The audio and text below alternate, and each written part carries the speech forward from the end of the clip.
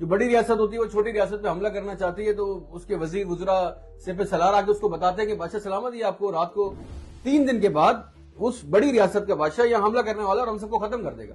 اس کے پاس گھوڑے ہیں، ہاتھی ہے، یہ ہے، وہ ہے، بم ہے، بارود ہے. تو بادشاہ کہتے ہیں خبر پکی؟ وہ کہتے ہیں جی خبر پکی ہے. تو ایک نوجوان سپاہی ہوتا ہے وہ ان سے کہتا ہے بادشاہ سلامت سے کہ بادشاہ سلامت وہ 3 دن بعد حملہ کرے گا، مارچ کر دیتے ہیں. وہ وی ول ٹیک دم بائی سرپرائز، اور وہ مر جائیں گے سارے کیونکہ وہ تو تیار نہیں ہوں گے اور شاید ہم جیت بھی جائیں.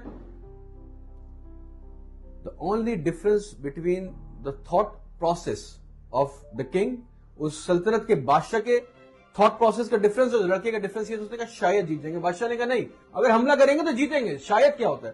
بادشاہ نے کہا چلو میرے ساتھ آج رات کو ہی حملہ کریں گے. انہوں نے تیاری کی، چھوٹی سی فوج لی اور اس ریاست میں، اس ملک میں گھس گئے. اپنے ملک سے اس ملک میں جانے کے لیے بیچ میں ایک پل تھا اور اس ملک میں جانے کے لیے صرف ایک ہی راستہ تھا، وہ پل.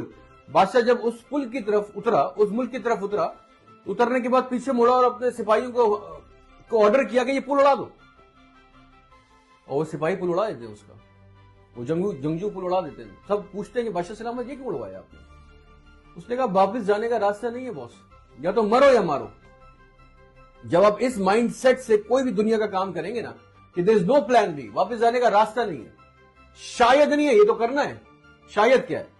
زندگی کے اندر اتنے سارے شاید نہیں ہو سکتے، زندگی ختم ہو جائے گی، اتنی لمبی زندگی نہیں ہے.